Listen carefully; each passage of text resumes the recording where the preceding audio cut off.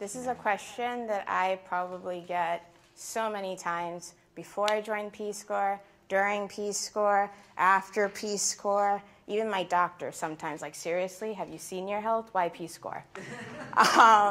But for me, honestly, I needed to figure some shit out. It's the best way to really put it. I could kind of like, you know, put flowers on it, make it a little bit better. But I figured if I'm going to do this, I'm going to be honest with you.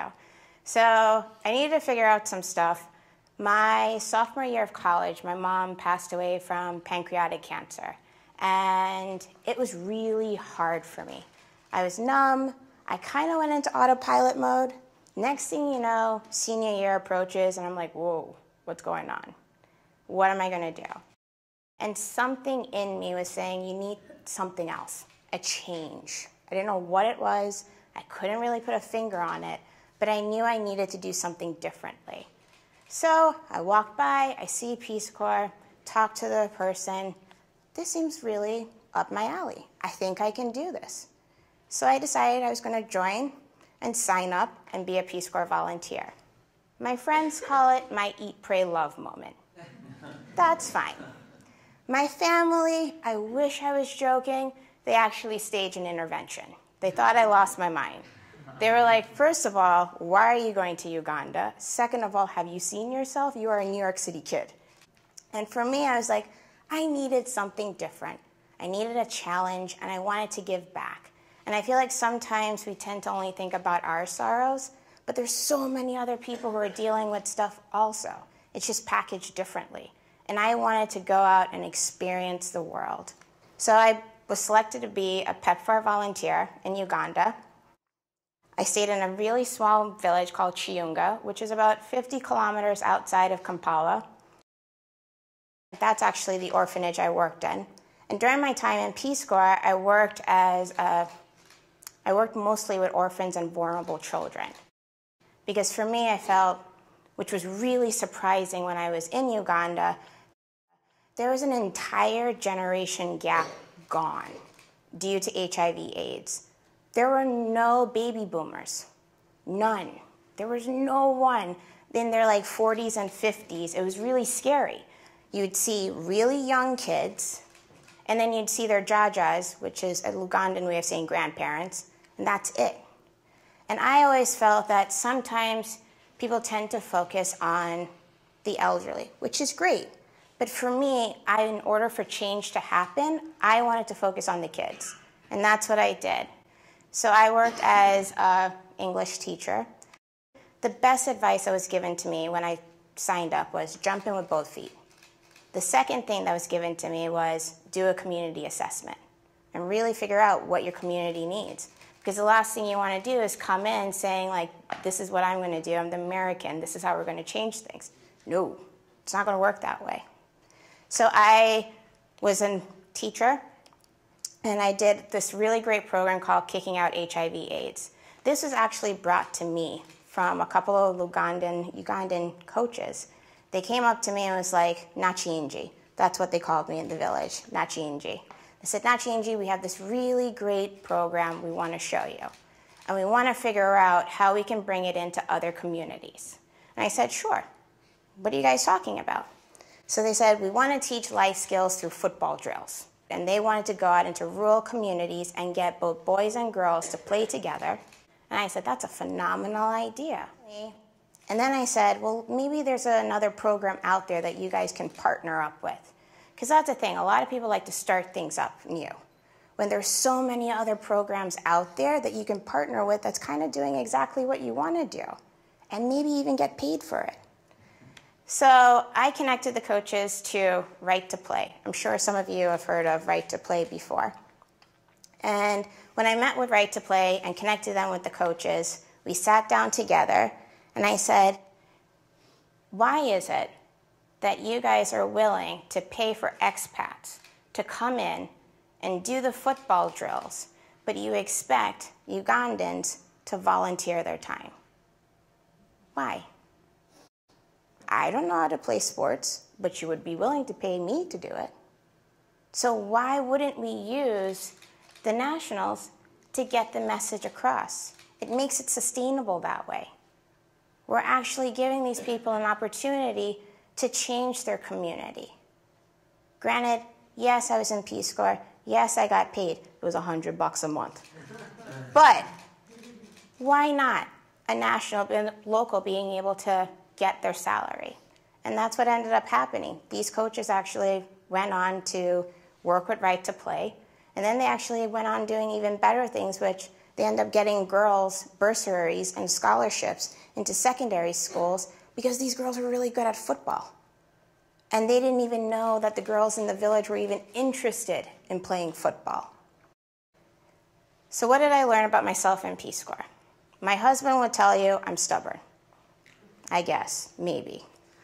I learned that I am really good at connecting people, and I'm a really good storyteller. And throughout my entire time, I'd send home emails to my family and friends and to different companies I had worked with in the past, letting them know what I was doing, what activities I was doing, and the response was overwhelming. Everybody wanted to pitch in, to help out, but they didn't know how. So I would tell them how. So then I finished up Peace Corps, went to Korea, came back, and got a really great job with this organization called Lifebeat. Music Fights HIV/AIDS. So my job was like the dream job.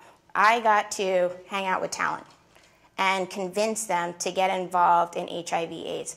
I'm actually going to show you guys a video that really sums up what I was doing at Lifebeat, and then I'll continue on.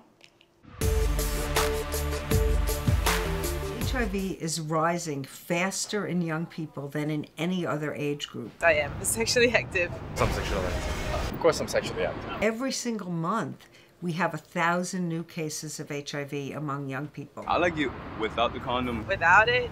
Without, every time.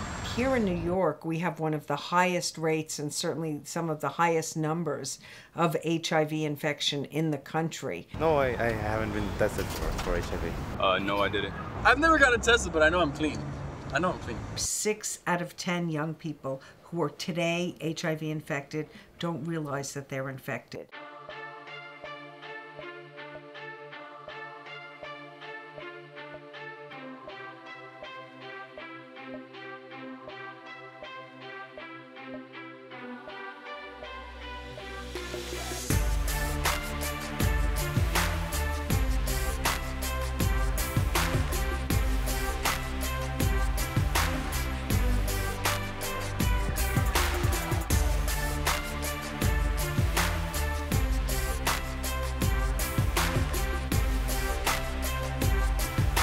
All you gotta do is get tested for HIV and you get a free ticket.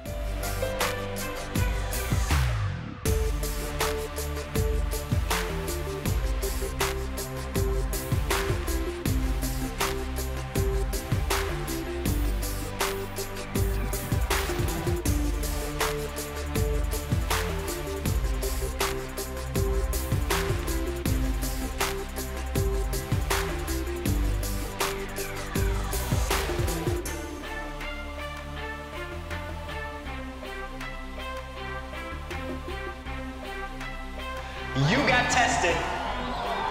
Now let's get kissed off. I don't even know how to explain right now to see my favorite performers in New York. Most, people our age or younger, they won't really do this kind of stuff unless there's a reason for it. So this is a really good opportunity for them.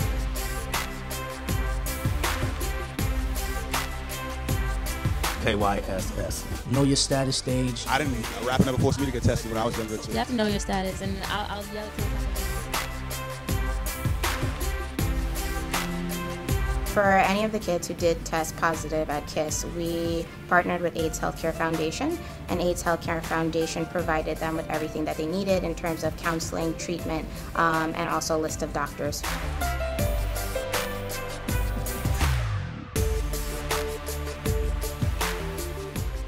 So I'd go to these schools, I'd talk to these kids, and it was like going through one year, coming out the other. Yeah, we know. You saw it on the video.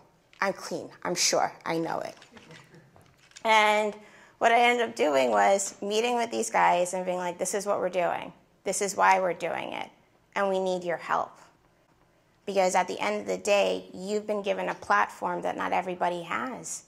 Not everybody is able to speak to thousands, hundreds of thousands, millions of people are listening to you. And why not use that for social good? And that's what they did. For that concert series that we did, granted, you saw how the press, we didn't hire any PR company.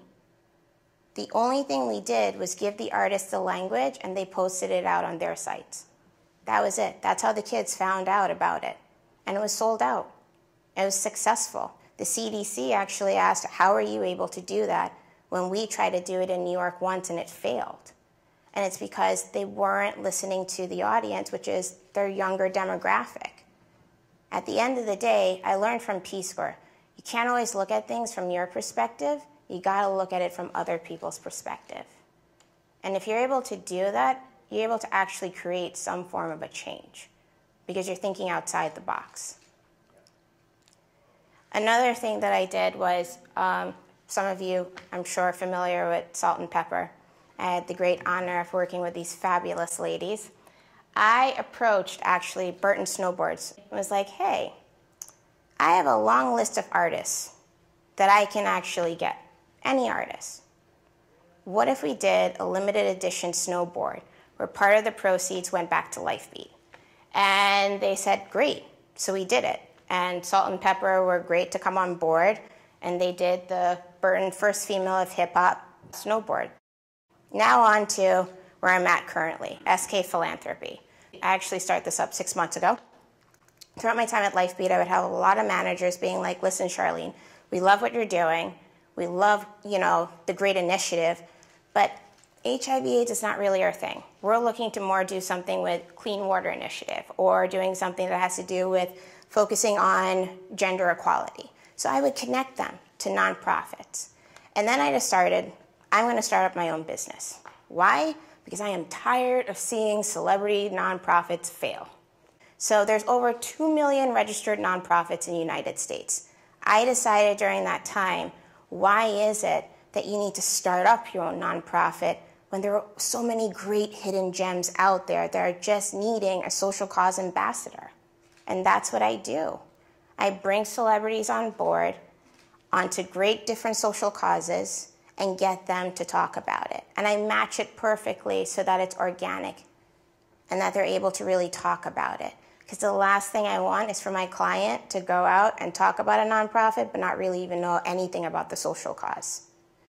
So at the end of the day, what did I gain from Peace Corps? Everything. I am who I am because of Peace Corps. I have more balls, forgive my language, because of Peace Corps. Because now I'm like, so what? You say no? Oh, well, I'll go to the next person. I went into Peace Corps because I didn't know what I wanted to do. I left Peace Corps with a clear understanding of what my path was going to be. And I also went into Peace Corps because I was numb and I felt like I had lost my best friend and a part of me. And I left Peace Corps feeling at peace and at ease and realizing that she is always with me. So on that note, thank you guys.